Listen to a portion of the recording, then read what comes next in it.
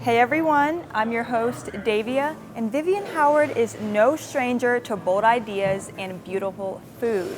Today we are at her newest venture, Theodosia, and we're going to chat with her about how this amazing concept came to life. Thank you so much for having us today. Thank you for coming all the way out here. Oh, of course. I was so excited. So tell me about how this partnership with the Sanderling came about. Well, I guess about a year ago, the folks that purchased the Sanderling reached out to me and said that they were doing an overhaul of the resort and they wanted a signature restaurant, and would I be interested in being at the helm of that? And to be honest, I was every time you open a restaurant, you say you're never going to do it again, kind of like when people have children, but then you forget. And then, So I was like kind of on the fence about opening anything, but the thought of a project at the beach, a different cuisine than I typically cook, and meaning like really focusing on seafood, it just seemed like an opportunity I would regret passing up. Awesome. And I also know it's the Sanderling's 40th anniversary. So what's it like opening your restaurant at the same time of having that huge milestone for the resort? Well, it's pretty chaotic. Opening a restaurant is always that, but there's a lot of change happening on both sides of the street here. But the fact that the Sanderling is turning 40 is one of the reasons I was drawn to this project. Okay. I really like being a part of breathing new life into establishments that have meant a lot to people. A lot of people have a lot of memories at the Sanderling, and so to give it a new life and to be a part of that is something that I really am proud to be a part of. The name Theodosia itself is stunning.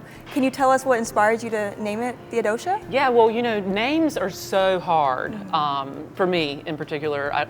And I love the idea of exploring the history and the folklore of a region. And growing up, I did not come to the Outer Banks much. My family didn't vacation much at all.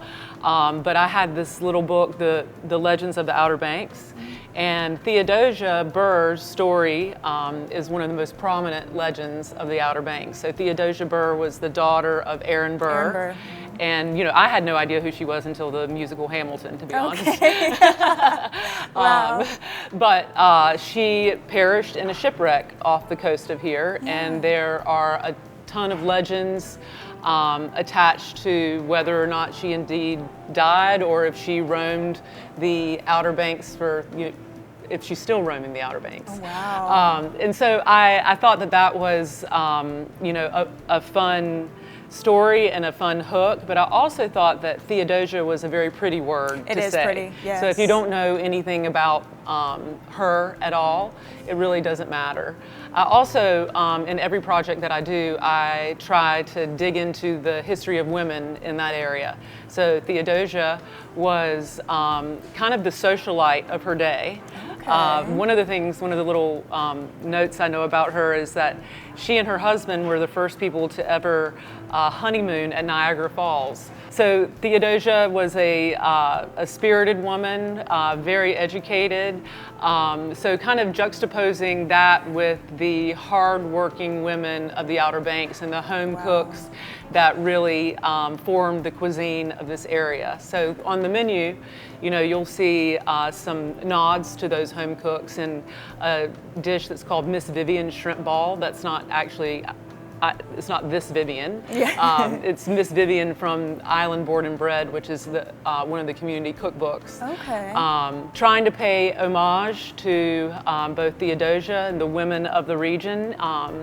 In the hallway here, heading to the bathrooms, we have a number of archival photos that speak to women's history in the Outer Banks. Exploring this region is really new to me. And I'm really looking forward to the day when I get to take a day off and patronize the beaches and the restaurants. And Duck is such a cute little town.